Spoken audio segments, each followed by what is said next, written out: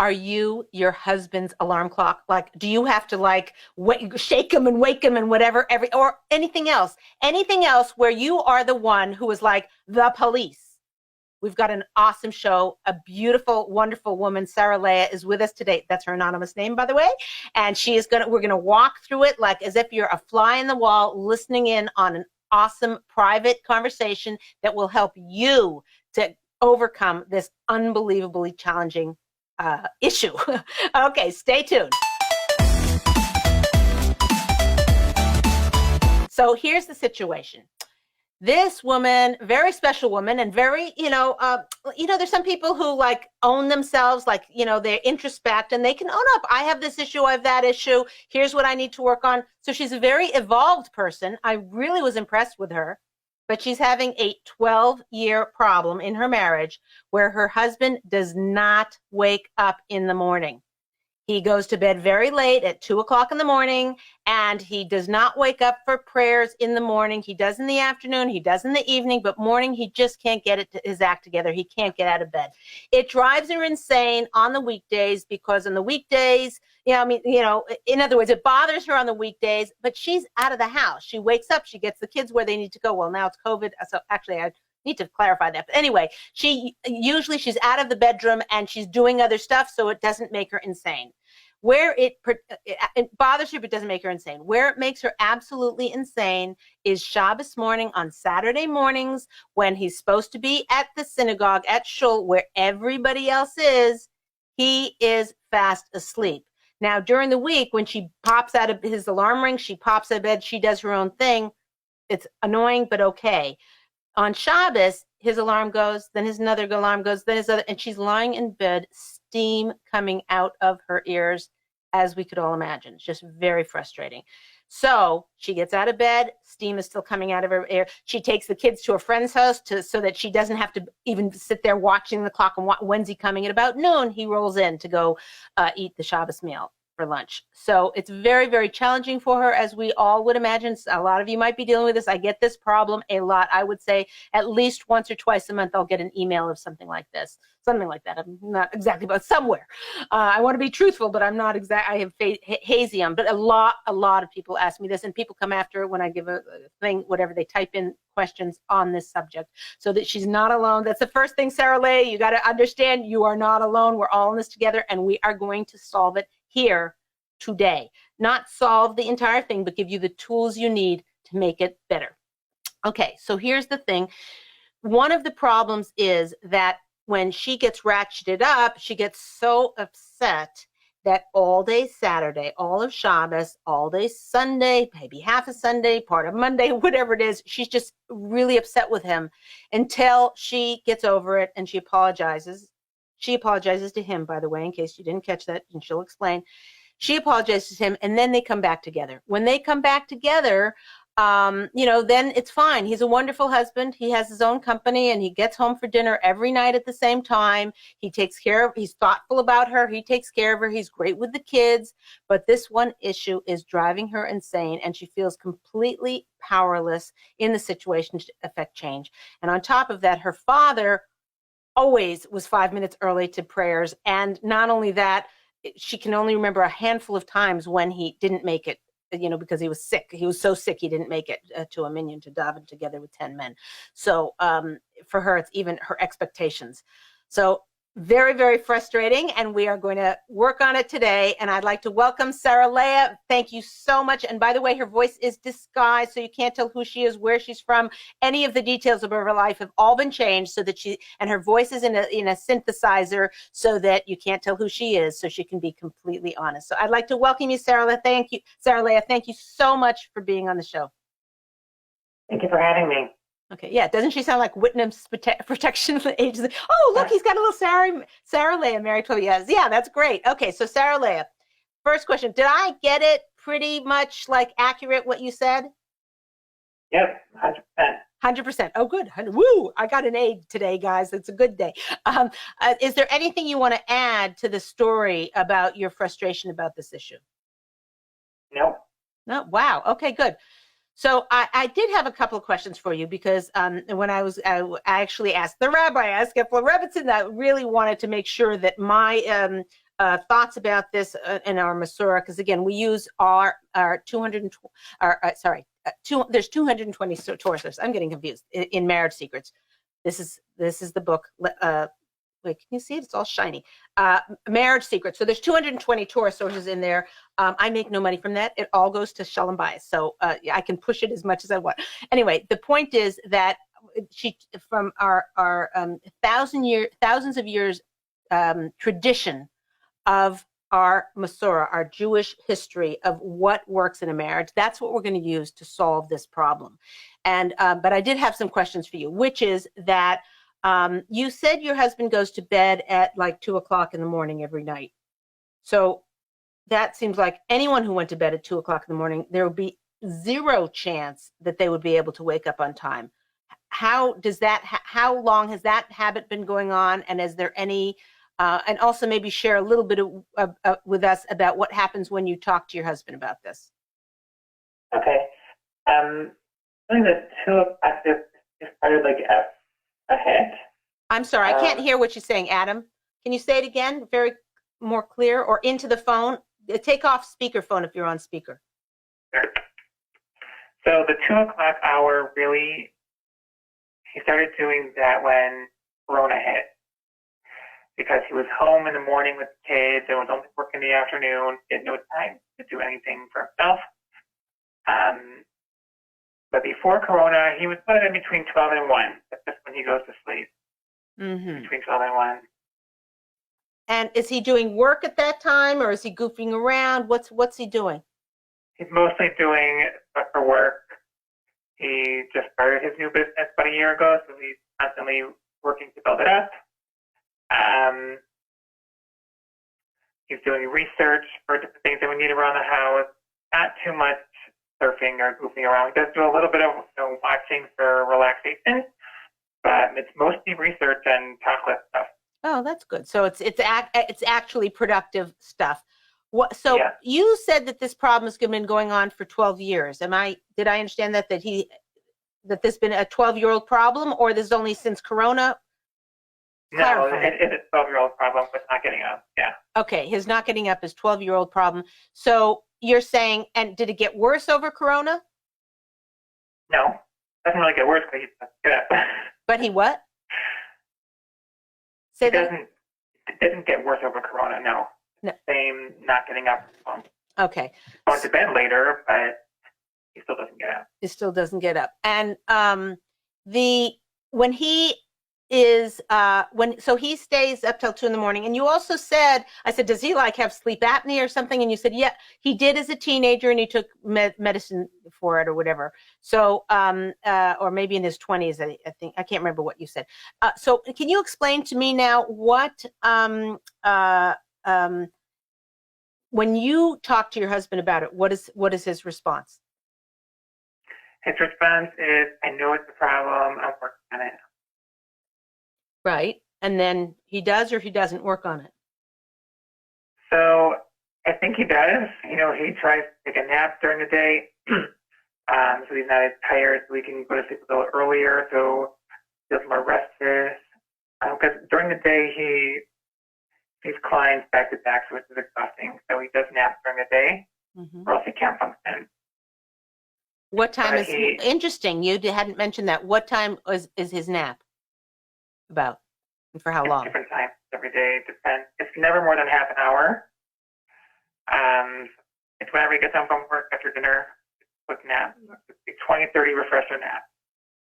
20-30. Okay, so I mean, I'm not a sleep expert or whatever. But I've done I've done a lot of. It's something like a power nap. Right. A power nap is very short. Energy to get to the rest of the day. Right, but it also sounds like it's giving him enough energy to stay up till 2 a.m, which is really counterproductive to him having the, depending on what your goals are. If his goals are the same as yours, which it doesn't, I'm not convinced that they are, then, taking a nap at around 7 o'clock at night or 8 o'clock at night is a surefire way not to be able to fall asleep at 10 or 11 or 12. So Right, it could be, but if he wouldn't nap, he wouldn't be able to function. He wouldn't be able to stay up till 8, 9. Right. So it could be he has to work something out with that. Yeah. So, and yeah, there's a lot of logistics that need to be handled with experts, which I am not one. But I'm very interested in people's sleep habits. I happen to have a relative who is very, very into it. So I have a little bit of information about it, but I know it needs to be looked into. That I know enough to know there's issues here that, there's sleep hygiene here that is not working for the family. So that's the first thing that, we need to start thinking about, like logistically. There's two issues here. There's the emotions, which we're going to talk about today, and then there's the logistics, which we're going to start talking about, and then you're going to do some research and homework to see what could be possible, because this could be a lot of problems. We say in marriage, a lot of problems could be solved with $5. Or your husband walks in the door and he takes his coat off and he throws it on the floor, and you're like, wait a minute, I spent the whole day cleaning and you just walk in the door, and he's like, it's my house. And like, or whatever, I can do what I want with my house, whatever. I'm just making up this scenario.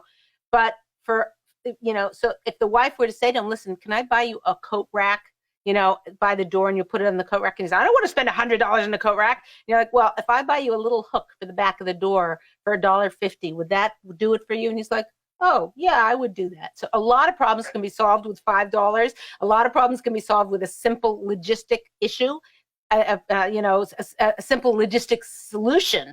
And so we definitely want to look at all of those and brainstorm all those and talk to friends and family and people, confidants, to try and think of any creative idea that you wouldn't ever think of that can solve the problem like that for $1.50 or for, minimal effort. So let's just go. I want to talk a little bit about, it's interesting because when I talk to the rabbi, I'm like, wait a minute, him waking up for shul, isn't that his business? Like, it's none of her business, right? Why do you think it's her business, Rabbi? It's not her business. It's between him and God.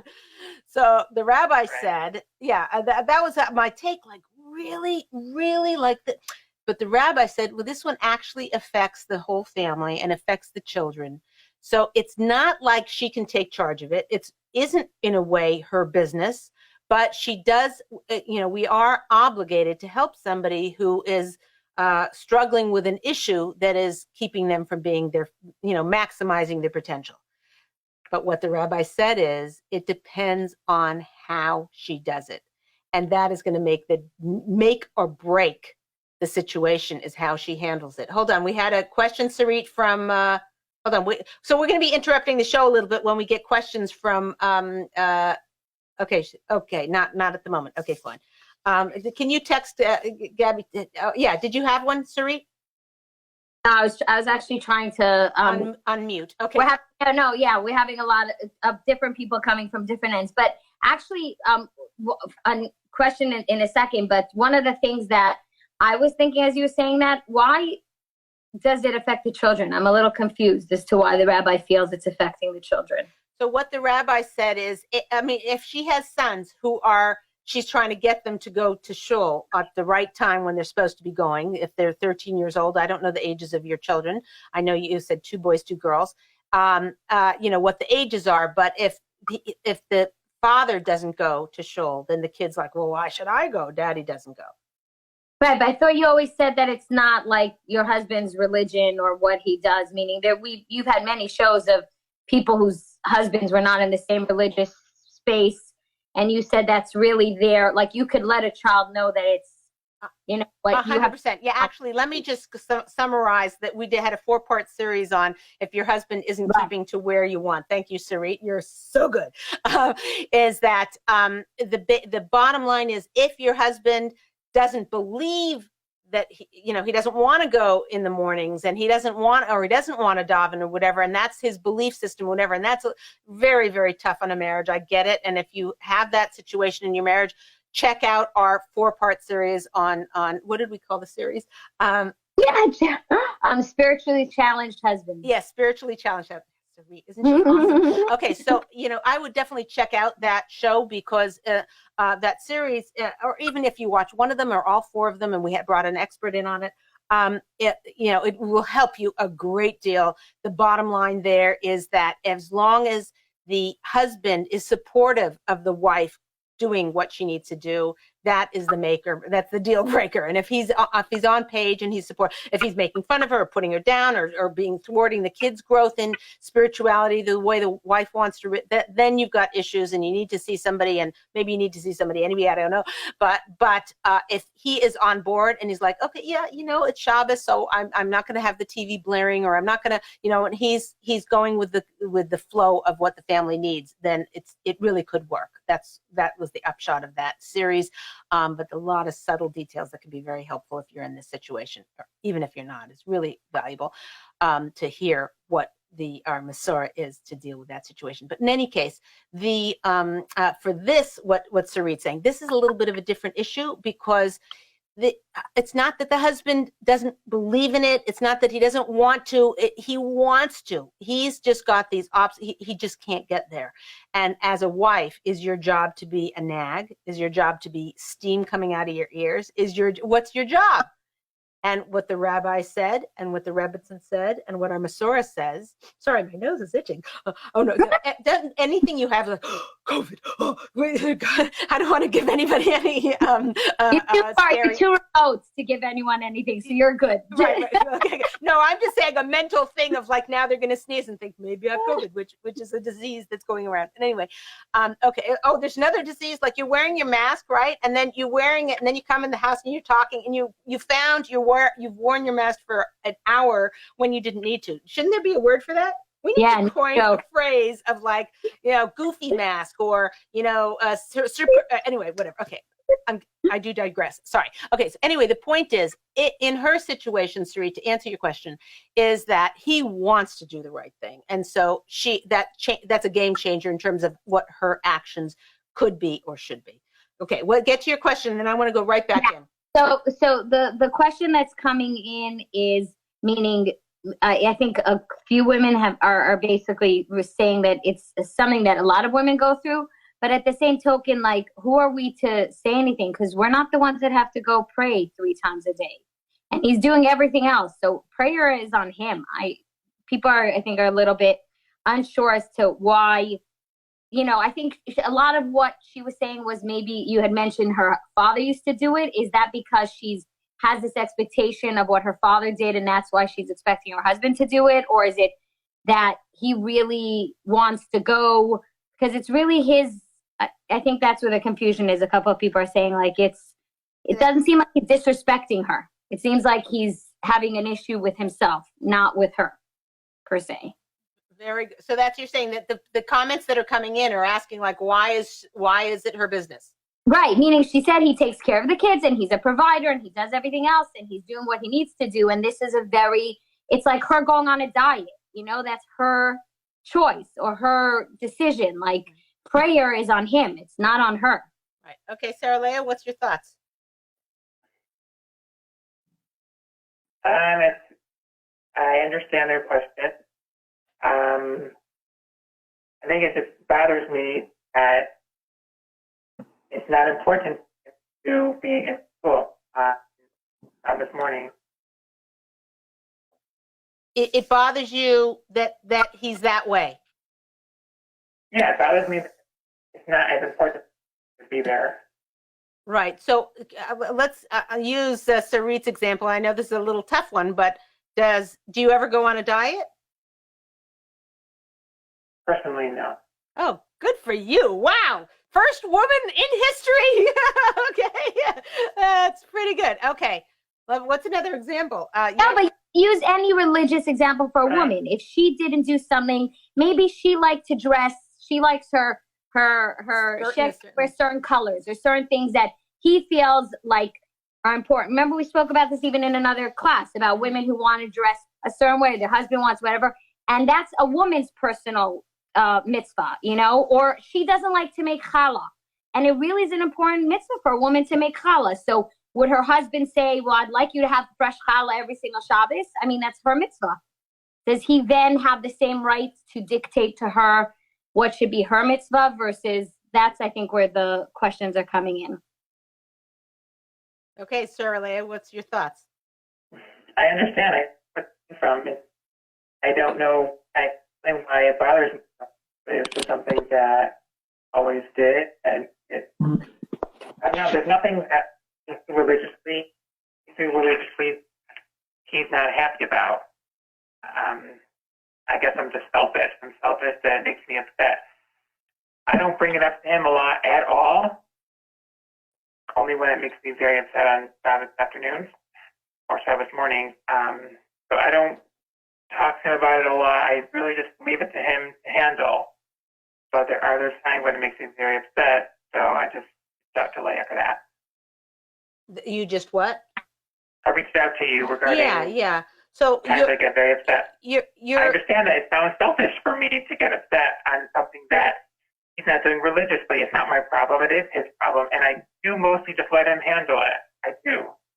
But Sabbath morning, when he's still in bed and everyone else is walking home from school and my kids look out the window and my husband's still sleeping, it just bothers me. Right. Everybody has some kind of expectation for their husband. I'm sure everyone can say that there's some area in their life where their husband makes them, where their expectations are not met a little bit, where they're not as proud of him in some area. Right. But the question is, and this is where the defining line is, what you can do to make things better. So I'm going to walk you through a process now, and we're going to call it the starting fresh method. And for those of you who are listening, who anything your husband's doing that's bothering you, that, it's a fine line. Should you be, is it none of your business? You should stay out of it. Like if he started telling you how to diet and wait, didn't you say you didn't want to, eat that ice cream? And how come you bought it in the house? And, whatever, if he was micromanaging you or telling you how to do something you were trying to do religiously or any other way, we wouldn't be able to tolerate it, right? So is this something that's kind of off limits? Or is that, as the rabbi said, we have an obligation to help a fellow person, a fellow Jew, a fellow, somebody who we're close with, our husband, a wife, we have that obligation, but the question is how. So for anybody who has an issue that is troubling them, and it's that fine gray line between, helping and not helping, I'm going to teach you a method right now. Actually, I would get a pencil and paper out or type it in, because this can be very powerful to use for any of these types of issues. So the starting fresh method, there's two parts. One is analyzing the past, and one is planning for the future. Okay, analyzing the past, starting the future. And each has 3 steps. So analyzing the past. So I'm going to bring you through a process right now. I want you to tell me, what outcome do you want ideally, Sarah Leah? What's the outcome you want? This is the first question you ask in the starting fresh method. What outcome do you want? What happened to the problem? Say that again. Can you go off speaker or something? Sorry. Yeah. What outcome do I want regarding this issue? Yes. For him to go to shul, for the minyan. But if it's a goal for myself, then it's a goal that I should just be okay and be happy, not get upset when he stays in bed. Okay, that's good. I meant the goal for him, but that's a good sort of side thing to keep in mind. So your goal is to get him to go to shul every day and to have this problem go away and disappear. Pretty much, yeah. Okay, fine. So step number 2 in analyzing the past. So the first one is, what outcome do I want? The second step is, what action or actions have I been taking that are not working? How have my actions backfired?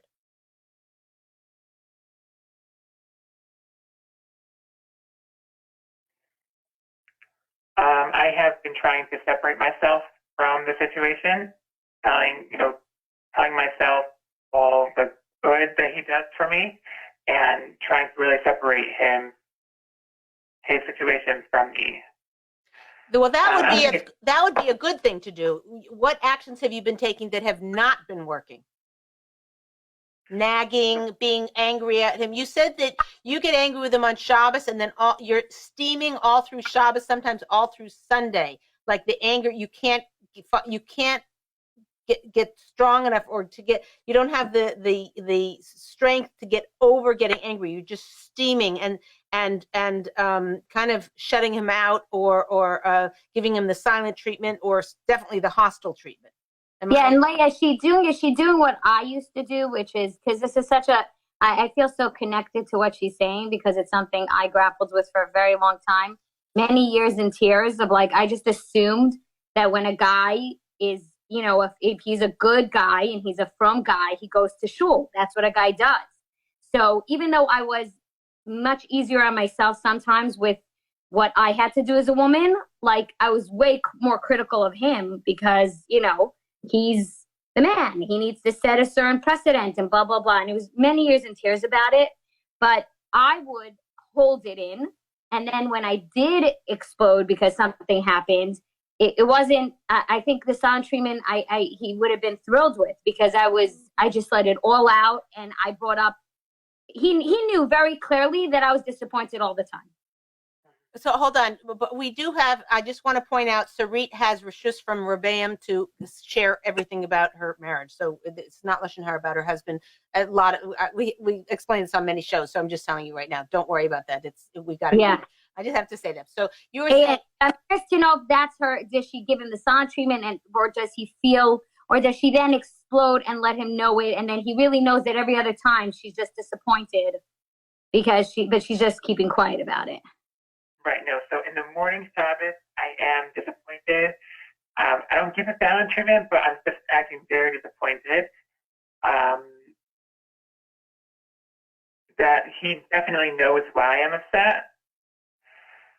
And it just takes a while for me to calm down. I will usually talk to him about it late Shabbos afternoon, or hopefully by Sunday. I'll just apologize, because I know I just messed up Shabbos for us.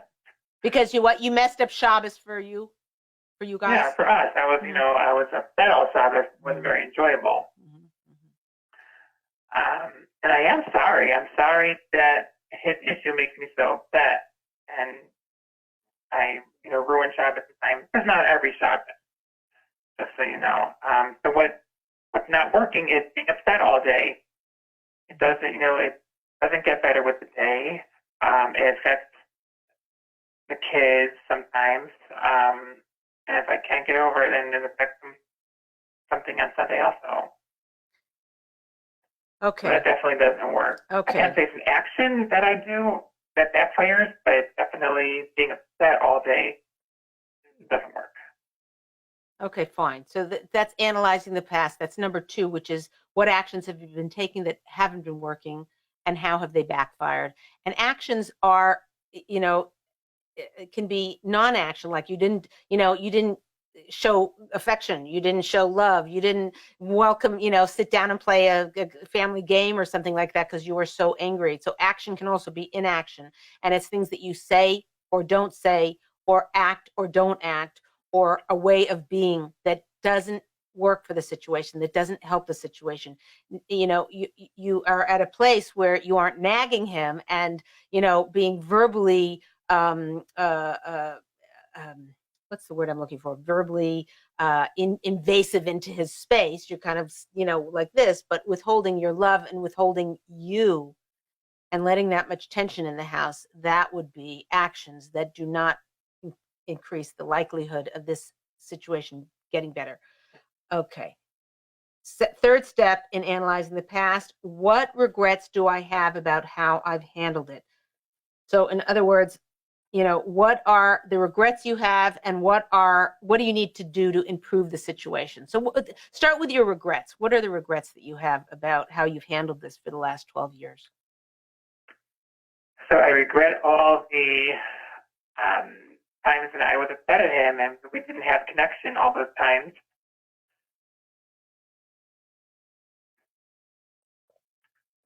And about your behavior, what specifically about, what would you say you need to do to improve the situation? What would you need to fix about yourself?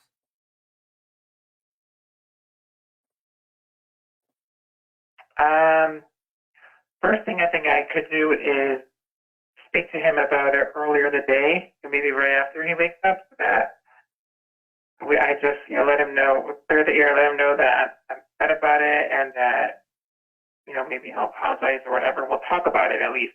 Talk about it, that I'm not going through the whole day being upset at him. I definitely think that talking about it earlier in the day will help. Right. So you're getting where you're going into step number 2, which is to plan for the future. I don't want to go there just yet. I want you to get deeply in touch with what didn't work in the way you've been doing it the last 12 years. About what you did. Look, it's very easy to blame the victim, to say, she's the victim of his, behavior that isn't how she wants it to be or the way it should be or whatever. So we could say, you're the one at fault. That's not what we're doing here. Ladies, we are trying to give ourselves power in the situation. There's nothing that happens in the world that there isn't something we can do to affect it in some way, whether it's only standing back and letting it go the way it should or praying to God that it should get better. There's always something we can do.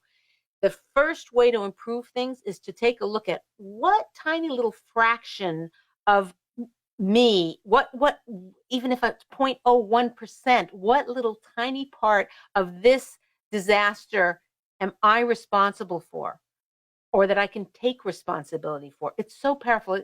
This isn't blaming the victim. This is empowering women to be able to sort of look at, if here's some actions I can take. If I just do this, I can affect the situation. I'm not powerless. It's such an empowering thing. And it's hard. It's introspection. It's like owning on yourself. Yeah, I've been nagging for 12 years. Oh my goodness. You have to look at the fact that when something is persisting for that long, there's some little benefit to ourselves.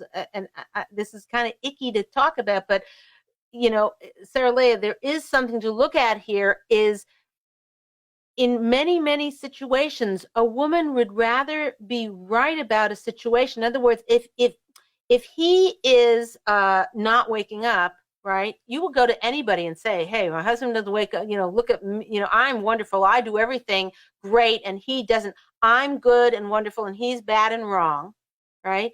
And it gives a person a sense of esteem or self-worth, fake, but a self-worth to be superior, or to be the more they persist in doing the bad thing, the righter I am about how bad they are. It's a weird, sounds strange, convoluted, a dysfunctional pattern, but it actually happens to be the human way to live and breathe. Is I'm right and you are wrong. Just the way we are. Everybody feels that way. Every human being, and what you have to realize is that keeps you from letting the other person change. So again, this is all done through introspection, but it starts with sitting there thinking, okay, over the last 12 years while I'm trying to, I'm Sarah Leah and I've been doing this and I tried that and whatever, and I get steamy and, whatever, to understand what is driving your own internal behavior that may make the situation worse. Again, it could be this is just the luck of the draw. It's outside circumstances. There's nothing you can do about it, and that's just the way it is. Could be. But 99% of the time, there's always something we can do. Maybe all of the time, because we can always pray. So I could say 100%. There's something we can do to change it. So what I want you to do now, before we go into part number 2, is I want you, Sarah Leah, to tell me what is the biggest regret you have about how you have handled it.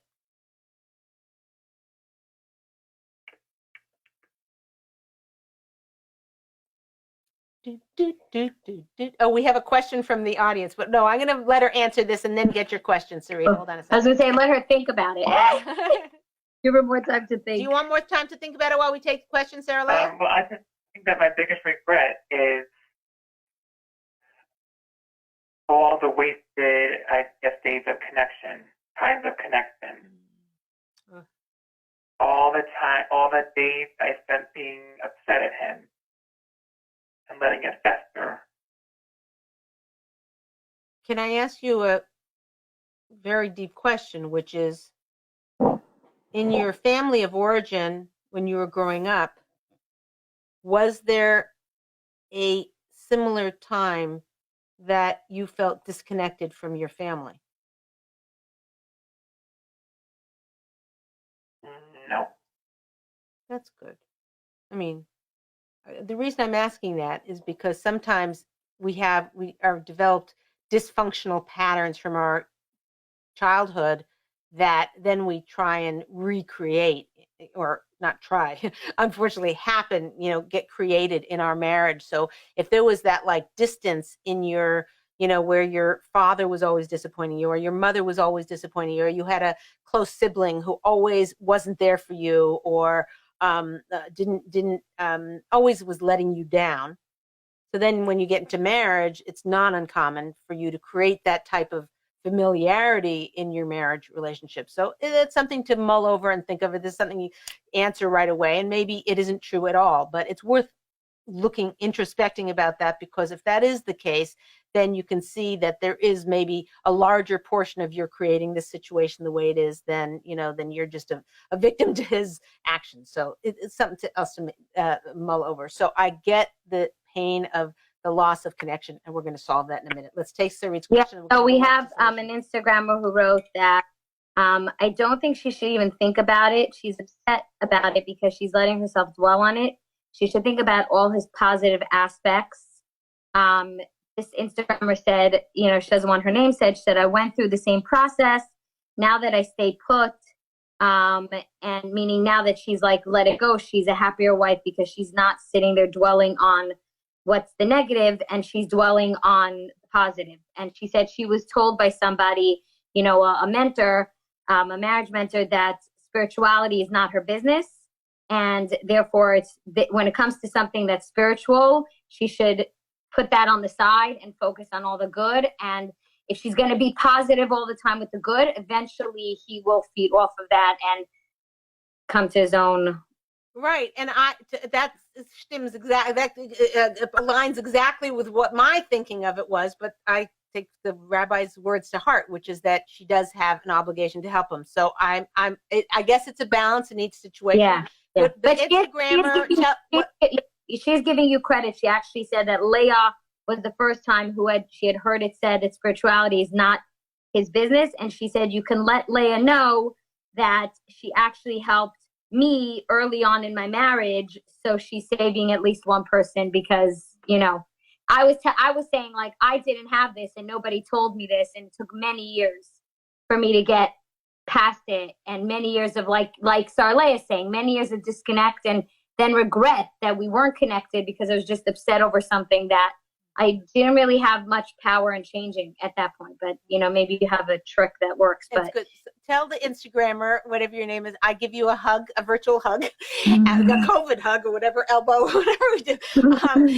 But I appreciate that very much. But I want you to know that is really the ichor of how I really feel. I want to take the rabbi's thoughts into consideration, and also, for 12 years.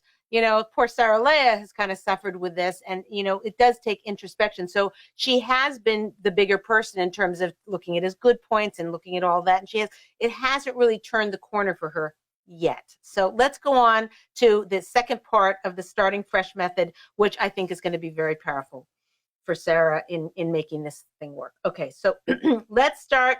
Sarah Leah, you with me? You ready? Yep. First question. So the first question I asked before was, what outcome did you want? Now I'm asking you, what outcome is realistic for a person to actually do? So I'm just going to give you a hint of the first ones, and then you're going to fill in the blanks. The first thing is to say to your husband after 12 years, okay, from now on, you're going to go to davening every morning. Not a really realistic goal. It's like somebody who's a chocoholic and saying, that's it, cold turkey. Well, maybe that's the best way to chocolate. I don't know. Does anyone know? Don't tell me. I'm not a chocoholic, and I don't want to eat as much chocolate as I want. No, but anyway, so the thing is that if you have a goal, for instance, of maybe during the week, you zip your lip. We got our duct tape here, right? I'm showing duct tape in case you can't see what I mean. You put the duct tape over. During the week, you'd say nothing, do nothing, just maybe as you already have.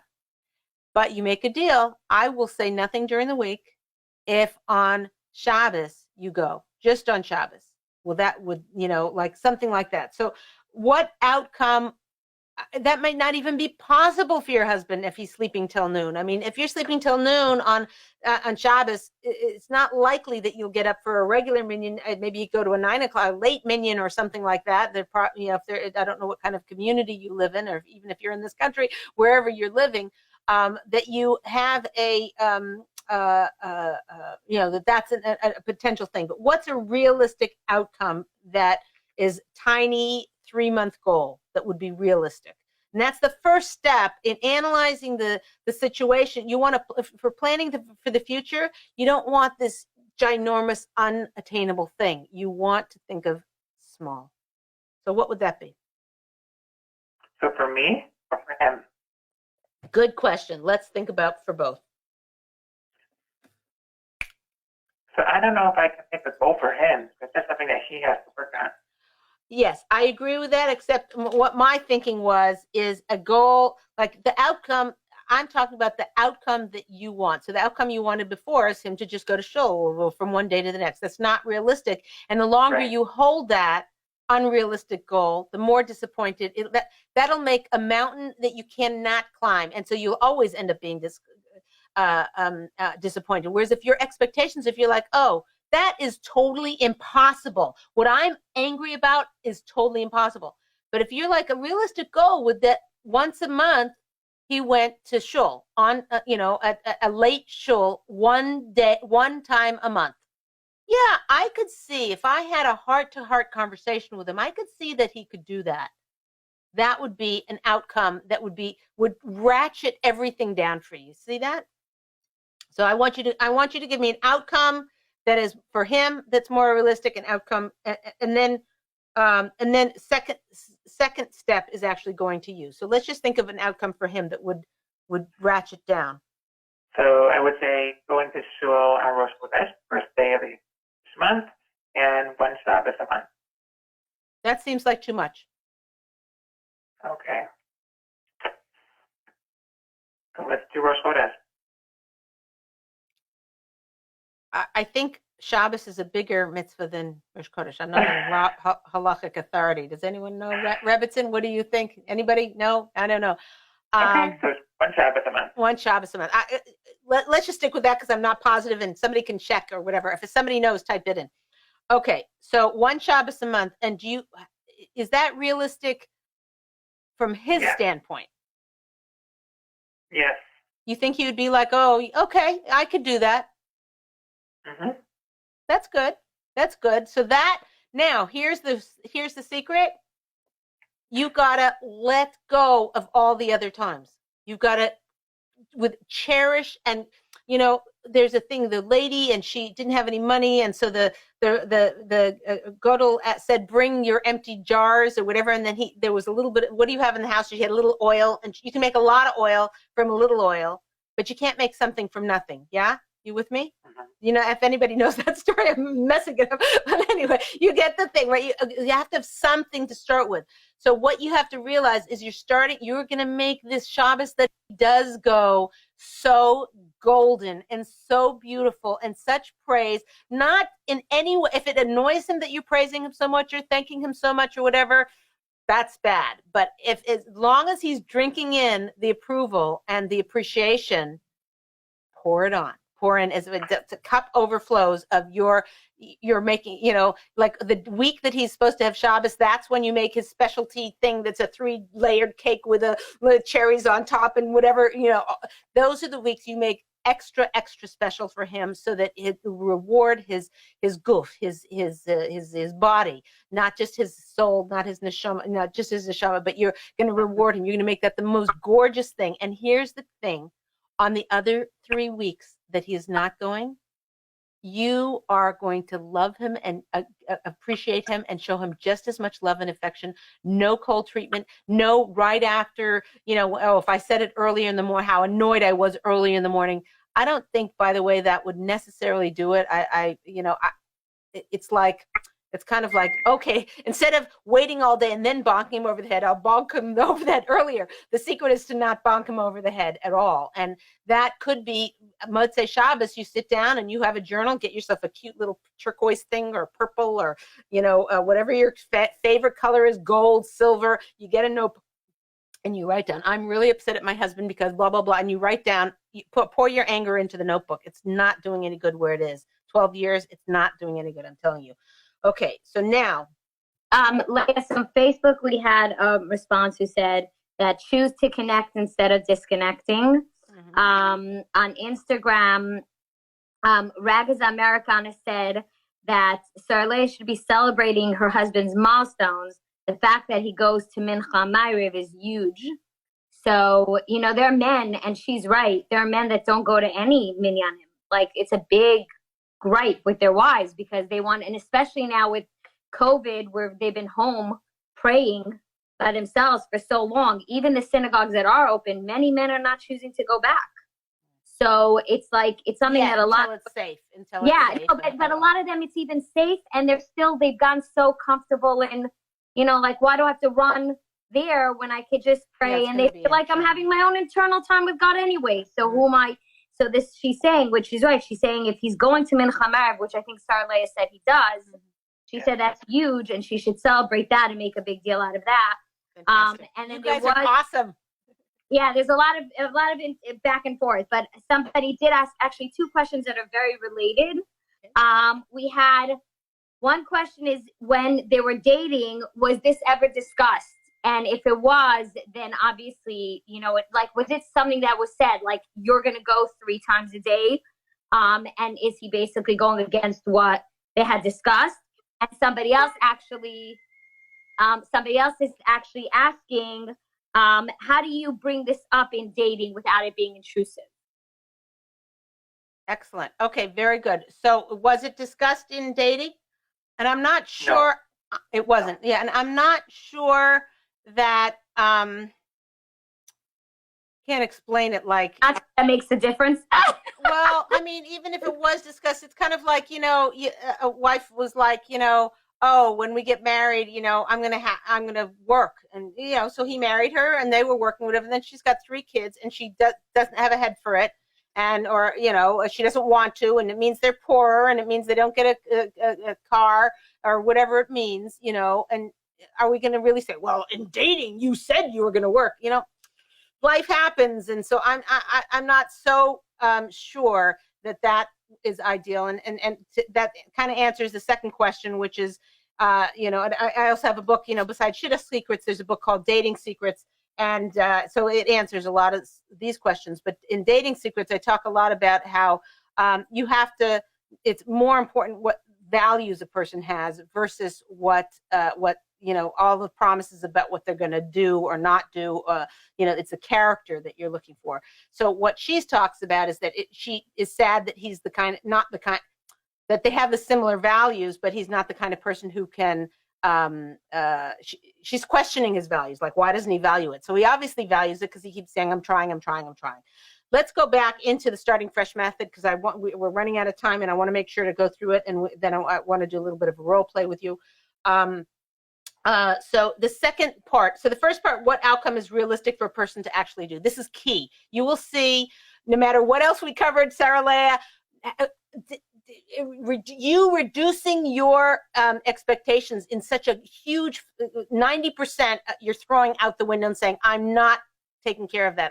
That's not my business. I'm just leaving that out of the picture. I'm just working on this little corner here, this little 10% of him going once a month, and I'm going to make that wonderful. That is going to, having lower expectations is going to ratchet down your anger level a lot.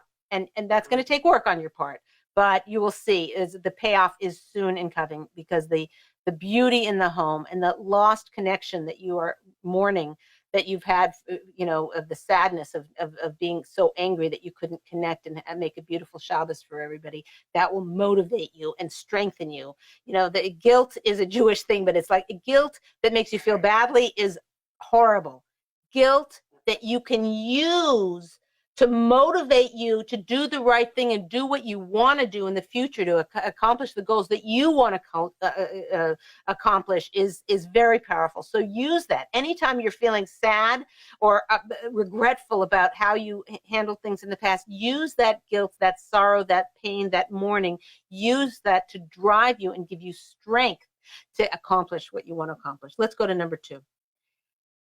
Number 2, this is in planning for the future and starting fresh method. Make a plan and commitment of who you're going to be, what you're going to do from now on, ways you can counter your prior actions to be your best self, to not sabotage him. So you basically, you right now on live show, you are going to make a commitment of who you are going to be in the matter. And I want to hear something like, I'm going to work my hardest not to push him away. I'm going to work my hardest in the morning to do what the Instagrammer said, which is to count my blessings and what a wonderful man he is, rather than, I'm not going to let this push me away. This is nothing but the Yetzer Hara. This is the evil inclination that grips you and chokes you around the neck, and you can't, go forward how does evil inclination translate? I guess the evil, the Yetzer Hara, evil inclination. So that it's just grabbing you. And what does it want more than anything in the world? It wants you to be separate. The closeness and bonding and bringing the Shekhinah, bringing the light of God into the home. That is exactly what the Satan, what it's trying to get out of your home. So it is succeeding beautifully with the expectations you have of your husband. And it's either going to win or you're going to win. And it starts right here, right now, with you making the commitment. I'm really going to work at this. I might fail. I might, and be angry for an hour or whatever. I might need to go take a walk. I might need to have a bowl of ice cream in order to say, okay, I get the ice cream if I am nice to my husband now, or like forgive him already instead of waiting 48 hours or 24 hours to forgive him. So what commitment, Sarah Leah, can you make right now to yourself that would most powerfully guide you into the future? I'm going to focus on the good qualities. I will, take a minute to list a bunch of things in my head, that I'm thankful for and grateful for about him. And if I do feel myself getting upset, I will get up and take a breather, take a drink. But I will not let it ruin my morning or ruin my Shabbat. So focus on the positive. So it's gorgeous what you've said, Sarah Leah, but you are expecting way too much of yourself. That's too much. I want one little thing. Choose one of the ones you just said. That was way too much to expect of yourself. And again, this will be easier because you'll be having one glorious Shabbos a month. So this is going to instantly be easier than it otherwise has been in the past, if your husband agrees to it. And that we're going to get to next. And we only have a few more minutes and we have to go. But I want right now you to just pick one teeny little thing. It was beautiful to hear you with the heartfelt of what you said you were going to do. Too hard basket. Something small. So for a minute, I'll think of 5 things ahead that I'm grateful for him. You'll think of 5 things you're thankful for. Sounds good. Yeah? I'm getting nods from the staff. Yeah? Okay, that sounds fantastic. So it's 11:55. Here's the thing. Now you're now not going to expect him to get up. That's a world of difference. If his alarm's ringing and you expect him to get up and you're getting mad, but if you're like, oh, today's his day for sleeping in. It's not the Shabbos that he is waking up and going to shul. He's sleeping in. If that's how, you're thinking of it, you're not going to ratchet up. Can you see that? Uh-huh. Okay. So that's this is good. Okay. Last part. Can I just quickly, I don't know, it may not work for her, but it actually worked really well for me when I was in this predicament after many years, unfortunately.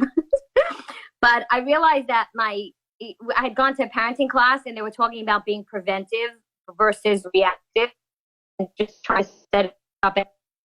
You're fading in and out, Sarit. The issue was do you hear me? Now I do. Okay. So I realized that it was more about him going to sleep late than the waking up in the morning that was really causing the whole cycle.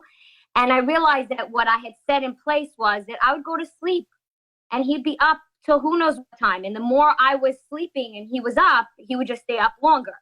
So I started to make it a point of, even if I was tired, going into him and saying, oh, I really hate going upstairs alone. And I really hate it when I'm sleeping and you're not there or you're not around. Like, I just feel like you're my husband and you're not there. And I made it a big point of like constantly being around him at night to like sort of, help him, I guess, get like more comfortable coming to bed. And I found that the nights that he was going to sleep earlier and with me, meaning he was coming upstairs and not dwindling. And not what? He would get caught up into one more thing that he got started to do when he knew that I was sort of going to be checking in every so often to kind of say like, okay, I'm really ready to go to bed. I would love for us to, maybe we could talk or we should get, like, I made it very, like it was being enjoyable for him to, welcoming for him to come up versus to stay down. On those nights, we were very successful. On the nights where I was too exhausted and I just went to bed, disaster. So I don't know if that's actually where you segued exactly into step number 3, and we're going to have to do this very quickly, Sarah Leah. Number 3 is to brainstorm ways to accomplish the outcome that you're looking for. Okay, so there's 3 segments to brainstorming. One is to do there's three steps to getting it done. And one is to do encouraging action, sweet talk, buttering him up, exactly what Sarit was saying. You want to figure out, many times there was a big guddle, and I'm blanking on who said it, that in today's day and age, people do not need an alarm clock to wake up. They need an alarm clock to go to bed. Like one more thing, one more email, one more, let me buy that. I forgot we need this in the fridge and blah, blah, blah, whatever it is. We need an alarm clock to go to bed. So that is one thing. So it's to brainstorm things that you can, logistic things to solve the problem. Sleep apnea or a sleep clinic or taking a nap at night sounds very not like a good idea. And even if that means he's exhausted and doesn't accomplish anything, fine. He'll recalibrate his circadian rhythm and and there are professionals who do this, and they do it like in a matter of a couple of weeks. He's suddenly a new human being and he can wake up in the morning earlier. But again, your whole goal isn't to get him up every day for sure. It's for one Shabbos a month. Okay.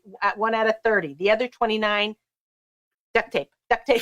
You're saying nothing. Quick question on that. Yes. So do I tell him about this goal? Okay. Make up which week? Yes. So that's number 3. So do encouraging actions, sweet talk, buttering him up to do behind the scene actions, talking to his rabbi. You could talk to his best friend and have his best friend say, hey, are you going to be in shul this week? Because I'm meeting with so-and-so right at the Kiddush to talk about such a, now it's COVID, everything's a little bit off and different. But I'm just saying there are behind the scene things that might be considered a little sneaky. You have to know. And if it's going to get back to him and it's going to backfire, you have to know the situation. But I know plenty of women who do things that are for their husband's own benefit that aren't betrayal. For instance, if you're close with a Rebbitzin, you could ask the Rebbitzin of your husband's Rav, unless it's going to get to him. If he would be upset about this, do not do it. Right. But if he found out that, whatever, after the fact, he's like, okay, I hear it. But anyway, you went to the Rebbe and said, I'm not sure. What do you think I should do? And then she told her husband, and her husband said, oh, I didn't see you in shul this week. But again, you have to know your husband. You have to know the whole situation, because a rabbi wagging their finger at a husband could crush him and be horrible. So again, I'm making these suggestions very, very cautiously. I would say they'll work only 5% of the time. But issues like that, or behind the scene things like that, like if your sister-in-law's husband, or that would be your brother, whatever, if whatever is going, say, oh, I'm walking right by your house, you want me to come get you, or something. Those kinds of things, it's worthwhile to explore again if this is going to cause any damage, and there's a 95% chance it would, these sneaky things. Do not do it. But there is a 5% chance something like this could work. So that's another idea. The other thing is, here's talking directly to your husband. So for this situation, we don't have time to do the role play. Okay, so what I was going to do with you is I was going to tell you, and so I'll just play both parts, which I'll just play the part of what you would say to your husband. It would be something on the order of, listen, I want you to know how happy I am with you as a husband. The fact that you come home for dinner every night, the fact that you support us, all the things. Make a list of 20 things and list them all of how happy you are with him. It's very, very crucial. It's most important to a husband's self-esteem to know that he's making his wife happy and that his wife approves of him. Crucial. And when you're withholding your love from him because he isn't meeting your expectations, it crushes him. And it makes it worse. It backfires and makes him not go to shul even more, because it really can cause blockages in him, because it's like, I went to shul yesterday and it did nothing. She only thinks about the 50, 100 times I didn't go. She doesn't give me approval for, so why should I even bother? It's too big of a mountain. So there's a lot a woman can do to encourage her husband, and this is part of it. And so you're saying, you're listing out 20 things that he does, real things, real compliments, genuine things, if you don't feel them from deep down in your heart, begin to figure out how you're going to feel it in your heart. Get yourself so that it's on the tip of your tongue, and then you share with him all the things you love about him and all the things you appreciate about him. And then you go into what you've done wrong, and you say, listen, I've been kind of hostile on Shabbos to you for the last 12 years. I've been putting you down. It's got to be real. I'm not putting words in your mouth that you need to say. I'm saying this kind of thing, and it has to be real. Or I've been withholding, or I've been giving you the silent treatment for all these years. And I feel like, you had an issue, and I didn't step up to the plate to support you in the way deep down in my heart I wished I had. And I want to try something new. I don't know if it'll work. And it's not like I'm trying to tell you what to do. I'm trying to solve a problem that, you yourself say you want to work on it. If you didn't want to work on it, okay, we'd have a different problem. Then we'd have to figure that out, But you yourself said you want to work on it. If I went on a diet, and I'm lucky, I'm the one woman on the planet Earth who never went on a diet. But if I did go on a diet, and you would say to me, hey, don't eat that, and why are you eating that? And you should read this book on calories and carbohydrates and whatever, I would be pretty upset. And I realize that's what I've been doing to you for the last 12 years. Not so proud of that. But here's the situation. I'm thinking, like, instead of me expecting you and making you crazy to, like, it's like saying, okay, run a marathon. Come on, run a marathon. Why didn't you run a marathon? You should have run a marathon. Instead of me doing that, what I'd like to do is to figure out, okay, how do we get around the block? One lap around the block. So I was thinking, I don't know how you feel about this. If it makes you upset or angry in any way, we can drop it completely. But I was thinking, if we had a goal, instead of a goal of doing a marathon, we had a goal of one Shabbos a month. What would you think of that? And at that Shabbos, I wouldn't want to be your alarm clock. I wouldn't want to be the one who's jiggling you all. This is the Shabbos. I would want you to, us to figure out a plan. So Thursday night, you're going to bed early. Friday night, you're going to bed early, so that you can really wake up for the morning on Shabbos morning. I don't know how we can work it. I also, another aspect, and then, maybe let him talk, but then also bring up, I'm doing this fast because we're out of time. I also, I don't know what I want to be able to support you through this in any way that I can. And maybe that's by, I don't want to be your police.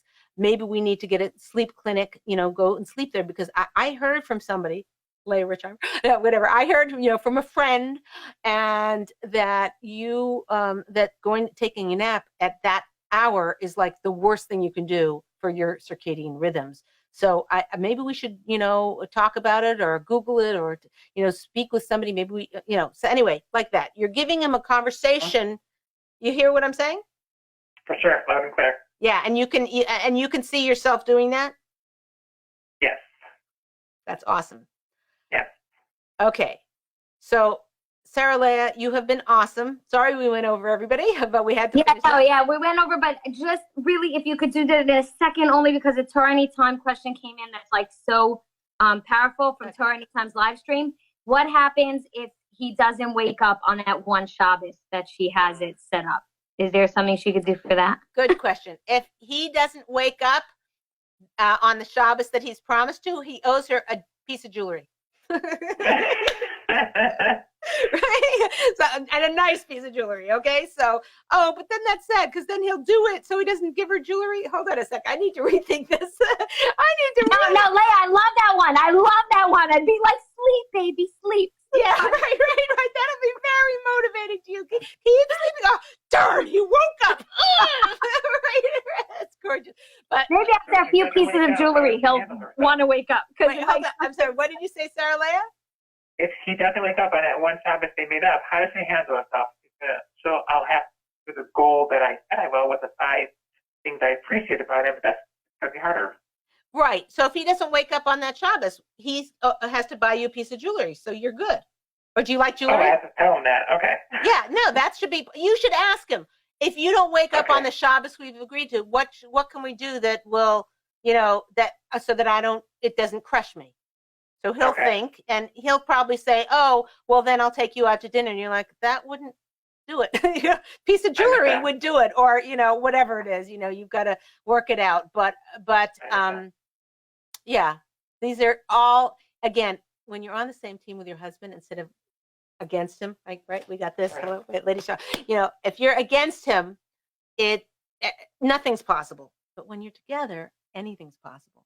Okay, we got to go here, Sarah Leah. I'm so grateful to you. Please do me a favor. Email me in about a month or 2. Just let me know how it's going so that we can follow up with you. I'm sure people want to know. We can do just a quick thing and just tell people how you are, how it worked out, because a lot of people are dealing with very similar issues. And I just am, my hat's off to you. It's very inspiring. Your inner drive to get closer to your husband. You should be very proud of that. Thank you so much for being on the show. Thank you. Okay, this is Leah Richeimer for the Ladies Talk Show. We will see you next time.